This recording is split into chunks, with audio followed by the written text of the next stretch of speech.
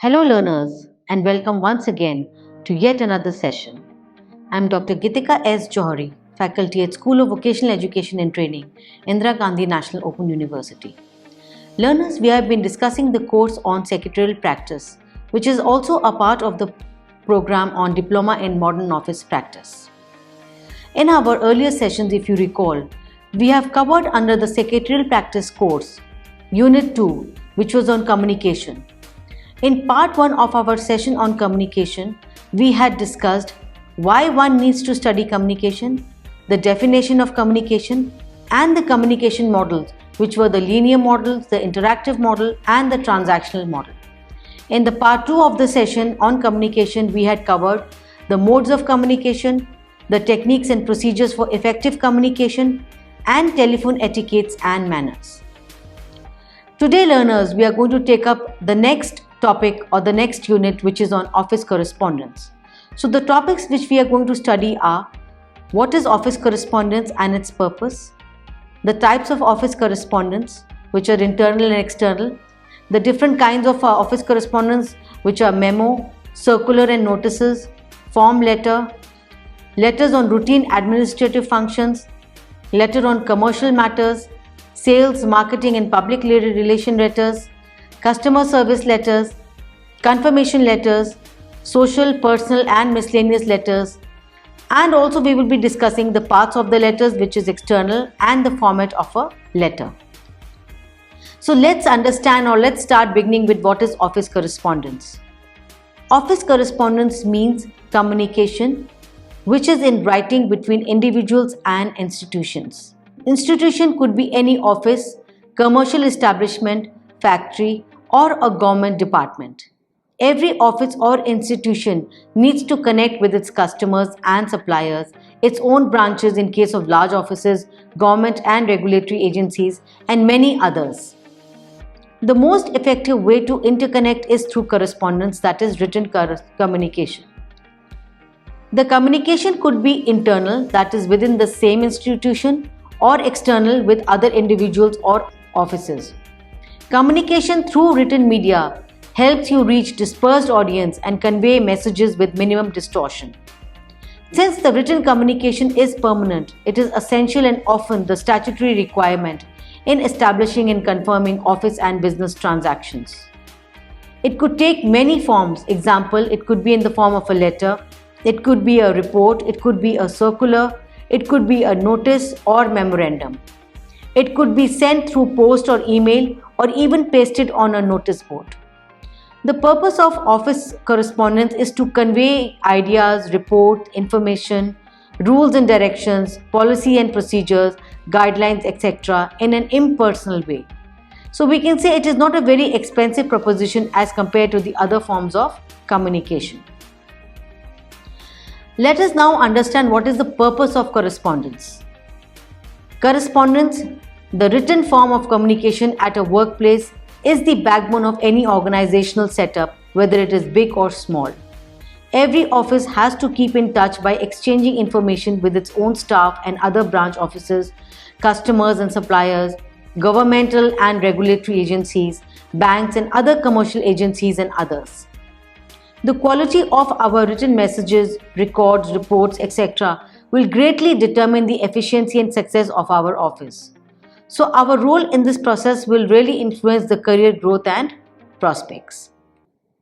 Now, there are various purposes of the correspondence. So there will be many, and they will also vary upon the nature of the organization. So let's discuss some of the most common broad categories. First is to inform or seek information. The primary purpose of correspondence is the exchange of information. This information exchange could be either routine or formal. It may take place within an organization, which is referred to as an internal correspondence, or with the outside individuals or institutions, customers and suppliers, government and regulatory agencies, which is referred to as external correspondence. Then another reason is to request or persuade and to build goodwill. Correspondence also performs an important public relations function in preparing good working relationship with customers, suppliers and others. Most of such correspondence highlights quality and features of the company and its products, or the competence and successful record of its management. Another reason we can say is to create a permanent record and an authoritative proof. Learners, you know that written form of communication has a unique advantage over other media formats. That is, it can be conveyed in the original form without any distortion and is also preserved for future reference. Correspondence thus creates and maintains a record for future references and retrieval and furnishes an evidence of transaction entered into. It creates an authoritative proof of commitments made and binds the concerned parties to the text of the writing. The concerned party then can be held accountable for the performance. These are required as evidence in case of disputes requiring the intervention of the court of law or other redressal agencies. Now learners, till now let's reiterate what we have done. We have first we have understood the meaning of what is office correspondence and what is the purpose of correspondence. Now the next topic which we are taking up is the types of office correspondence. So the types of office correspondence can be internal as well as external. Internal correspondence refers to the written communication written within an organization among individuals, departments, sections, or branch offices. When we talk about external correspondence, it refers to the correspondence with outside individuals, customers and suppliers, banks, government and local agencies, companies or institutions, etc. So now we will try and understand each of the different types of correspondence. First is memo. Memo is the short form of memorandum, meaning to remember. It is a brief message normally used for a routine day-to-day exchange of information, instruction within an organization. Usually each organization has its own recommended format or template for memo writing. Another form of correspondence is circulars and notices. Circular is a printed communication intended for a wide distribution. It covers a common issue and conveys the official policy regarding that. It is common to find circulars, they are affixed on a notice board in the common areas of office. The next form of correspondence is form letter. It is a letter on the subject of a recurring or routine nature and is required to be sent to a large number of people. It has a standard form with some blanks, usually the name and the address. The letters are then sent by filling up the relevant details and sometimes crossing out the non-relevant areas. Organizations are thus able to save time and money on routing communication through form letters. These are frequently used in case of acknowledgements and receipts, notices, appointments, etc. Another form of correspondence is letters on routine administrative functions. Such letters have a prescribed format and only a few details have to be filled up. Some examples are interview letters, appointment letters, increment letters, confirmation letters, promotion letters, termination letters, etc. Then comes another form which is letters on commercial matters. These are formal letters with a set format covering various commercial transactions. Usual types of commercial correspondence cover issues related to inquiries, replies and quotations, purchase orders, payment advice, complaint and adjustment, transportation and shipping, banking and insurance matters, credit and collection, agents and agencies, etc. Another form of correspondence is customer service letters. Now, customer service letters are among the most important part of office correspondence. Skilled correspondents are able to tactfully handle issues relating to deficiencies in quality of product or services so that the matter, it does not go out of the control and the company's reputation is not adversely affected. Sometimes it may require even deviating from the standard policy of the company. Now, common type of such letters are your complaint resolution letters, apology letters. They are letters providing clarifications regarding company policies, then politely disagreeing with the customer's claim, etc. Another form of correspondence is confirmation letters. Now, learners, it is always a very good practice to confirm oral requests or instructions by sending confirmation letters. By writing this type of confirmation letter and including a specific request for feedback, we ensure that the oral communication has been understood correctly. Examples are letters confirming a supplier's oral instructions, letter confirming prices and discounts, letter confirming appointments, arrangements, travel plans, etc. Then comes sales, marketing, and public relations letters. Now, the object of this type of correspondence is to elicit a positive response from the recipients towards the company and its products. Such letters do not have a set format and often have to be designed, keeping the type of customer and the product to be marketed. Pre-printed product brochures, catalogs, company profiles, testimonials from important customers, and other sales promotion material, samples, etc. are enclosed with such kind of correspondence. Now, examples of such correspondence are letter introducing a new company. It can be a letter introducing a new product. It can be attractive sales promotions, attractive prices or discounts, selling subscriptions and renewables, welcoming new customers or subscribers, offering additional services, membership offers, displays, live demonstrations, follow-up on phone conversations, and so on. Learners' public relations correspondence is used to build public awareness of the product and services offered by a company. Now, examples of these public relations correspondence would be invitations to press conference, any kind of press release regarding new products or business, clarification regarding some adverse press or publicity, press releases announcing major tie-ups or mergers, significant changes in top management. Then there is social, personal, and miscellaneous letters. Now, some special occasion and issues call for different type of letters than the routine office correspondence. Examples would be thank you letter for public service, personal favors and advice, contribution, hospitality, favorable comments or articles in press, professional help, invitation to dignitaries for office factory visit, invitation for any kind of seminar, request for donations in serving a common social cause, congratulating business associates on promotion or new posting or new venture, wishing speedy recovery to an ailing employee or business associate, expressing condolences, etc. So after having understood or explained the different types of correspondence which are external as well as internal, now learners, let's move on to parts of the letter which is external. The basic mechanics of a letter are its structure, its appearance, language, and grammar. The structure of a letter in turn consists of various parts. The structure of a letter does not change with its type and purpose. Also, the placement or format of these parts may vary, but the content and function of these parts remain constant. So, what are the standard parts of the letter?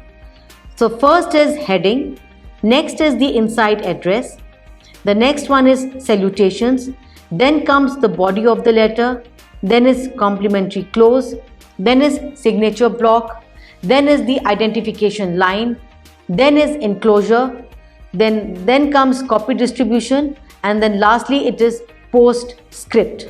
So we will be explaining to you all these standard parts of the letter individually. Let's begin with heading. The heading contains the information regarding the name of the institution and its address. In case it is pre-printed on the standardized stationery, it is known as company letterhead. The letterhead normally carries the name of the institution and sometimes its logo or trademark at the top of the letter. Other important information like phone number, fax number, web link, email, etc. is normally placed at the bottom of the letterhead. In case letterhead stationery is not used, the heading includes a return address also. The next line which comes, is usually the date. It is placed at one blank line below the lowest part of the letterhead. In case letterhead is not being used, place the date immediately before the return address. The date may be written in any of the following formats. So here we have tried to give you the formats in which the date can be written. It can be written as July 31, 2019, or it can be written as 31st July, 2019, or it can be 31 July, 2019. We should try avoid using abbreviating the month or the year. Then is the reference. It is important that each letter is numbered for future reference and for ease in filing.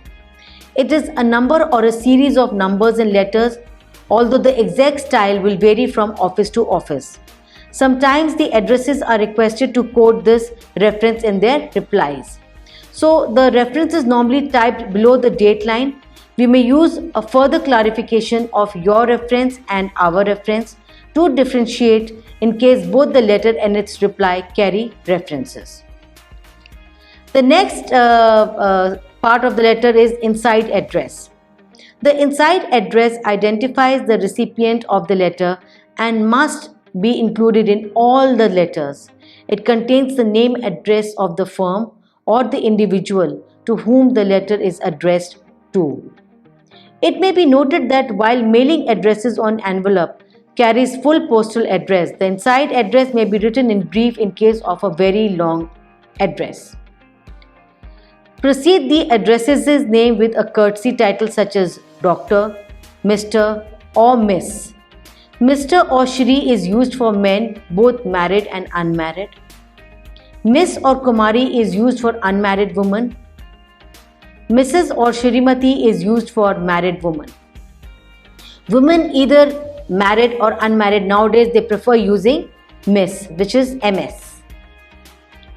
Now, titles of rank such as Director, Professor, General, Reverend, Sir, etc. are written as you can see Dr. A.B. Chopra, Professor A.B. Chopra, General A.B. Chopra, Reverend A.B. Chopra or Sir A.B. Chopra. The person's organizational title such as the Director, Vice President usually follows the name either on the same line or the next line.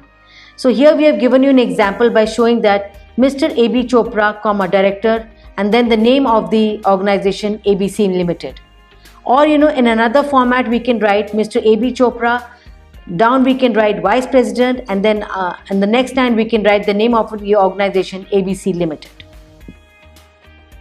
Then use of Messrs.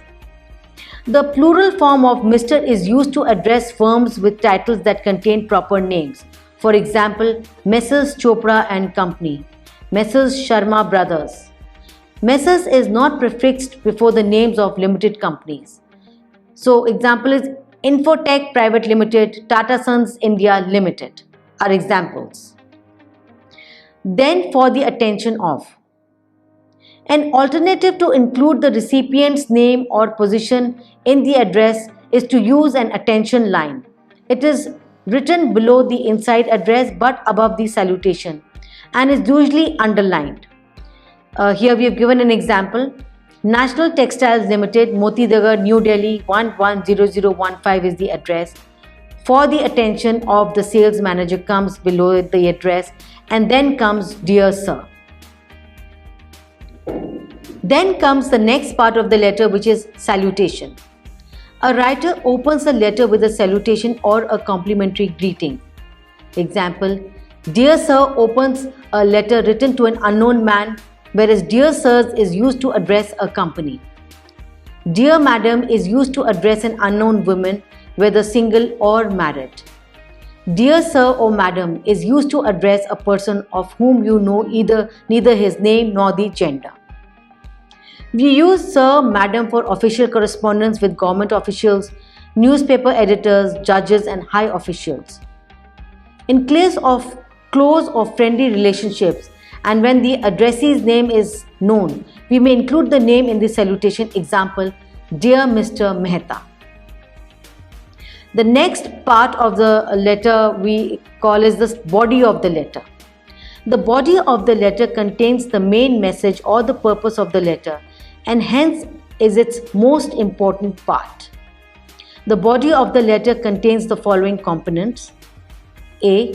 Subject and reference. B. Opening paragraph. C. Main paragraph. D. Closing paragraph. Let's discuss each of them.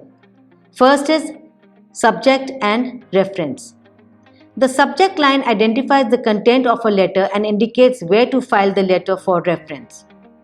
Examples we have given: subject colon proposed sales plan, or subject colon proposed sales plan, we have underlined it, or we have written it in capital letters, subject colon proposed sales plan.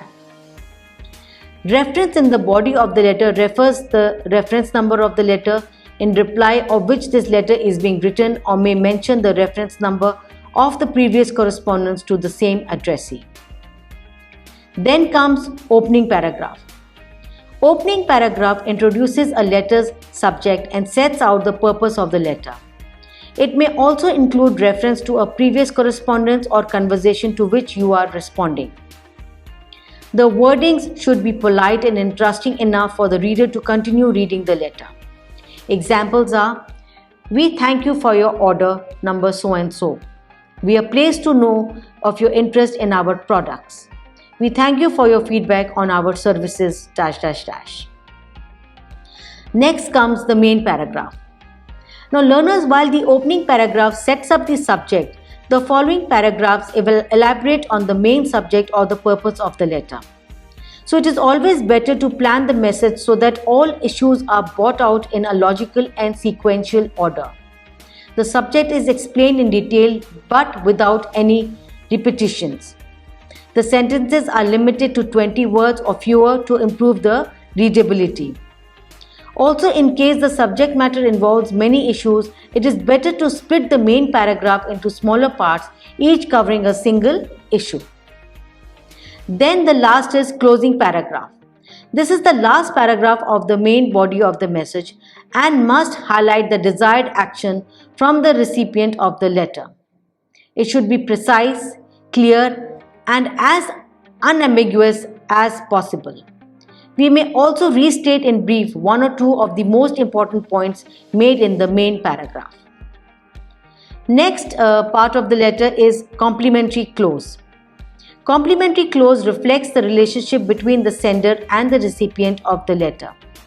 The forms of the salutation and complimentary clause should correspond to each other. If the letter begins "Dear Sir" or "Dear Sirs," "Dear Madam," "Dear Sir" or "Madam," it will close with "Yours faithfully." If the letter begins with a personal name, "Dear Mr. Chopra" or "Dear Mrs. Sharma," it will close with "Yours sincerely." "Yours truly" or "truly yours" is less formal and is used if the relationship is an intimate one. It is popular among Americans. "Yours respectfully" is appropriate while addressing superiors in official correspondence. The current trend is towards using one-word clauses such as "sincerely" or "cordially." A friendly or informal letter to a close person can end with a complimentary clause such as "best regards," "best wishes," "regards," "kindest regards," etc. Then comes the next part of the letter, which is signature block. The signature block goes directly under the complimentary clause. The signature block consists of the handwritten signatures, typed name and title. If the letterhead includes your business title and the name of the company, these are not typed again in the signature block. Example: "Yours faithfully, Miss A. Chopra," or it can be "Yours sincerely, Infotech Industries Limited," then gives the name A.B. Chopra, Director of Personnel. Then comes reference initials. Learners, it is customary to add an identification line to the letter. It consists of the initials of either the typist or the writer and is typed 2 lines below the signature block. The identification line can be typed in a variety of ways. For example, we have given in capital form ABC XY, comma, it can be ABC colon XY, or it can be ABC slash XY, or it can be ABC colon in small xy, or in small it can be ABC slash XY. ABC are the initials of the dictator of the letter and XY are the initials of the typist. Then comes enclosures. Learners, if there are any enclosures, example any kind of brochures or any kind of price list or lorry receipt bill, etc. with the letter, these should be mentioned in the body of the letter. So how do we write? We write in inverted commas, enclose ENCL at the bottom of the letter along with the list of documents. For example, enclose first enclosure, then second enclosures. Then comes copy distribution. In case copies of the letter are sent to the people other than the named recipient, we mentioned CC. CC is carbon copies at the end of the letter. So it can be CC colon Mr. ABC or it can be Mr. XYZ. Sometimes we may not want the named recipient to know that other people who have received the copies. The usual practice in such cases is to add BCC, which means blind carbon copies. It is written on the copies itself, though not on the original copy. Then comes postscript. A postscript is added as an afterthought to the letter. It may also indicate that the message added as postscript is special and deserves additional emphasis. It may also be presented as a personal note. Then comes the next last part of this particular unit, which is format of a letter. A letter format is the way of arranging the various parts of the letter. Most of the time, a company will standardize a certain format as its policy. Other companies may permit individual customizations. So what are the most commonly formatting styles? They are the full block, there is block, and then there is semi-block. So what does full block format mean? In this kind of a format, all the lines of all the parts of the letter from the date line to the postscripts begin at the left margin. The line within the paragraph use single line spacing and double spacing is used in between paragraphs or the various parts of the letter. The date line is typed 3 lines below the letterhead. The reference line is typed directly below the date line. The inside address is typed 2 to 4 lines below the reference lines. The attention line is typed 2 lines below the address and 2 lines above the salutations. The subject line can be typed either 2 lines above or below the salutations. The body of the letter begins 2 lines below the salutation or the subject line, whichever is lower. The complimentary close is typed 2 lines below the last line of the body of the letter. The signature block is typed 4 lines below the complimentary close, followed by identification line typed 2 lines further below. Next comes block format. The block format, sometimes known as modified block. Now, the date line and the reference lines are aligned with the right margin.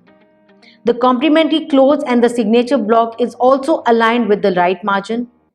The spacing of the various parts of the paragraph is the same as that of the full block format. Paragraphs are not indented. The block format does indeed present a balanced look at all the components. Do not start from the left side. Then comes semi-block format. It is similar to the block format except for the paragraph in the semi-block format are indented. This style is also referred to as indented block format. To sum up, learners, we can say that in this unit you have learned about office correspondence. You have been introduced to the different types of correspondence, that is internal correspondence and external correspondence, and the purpose for which they are written.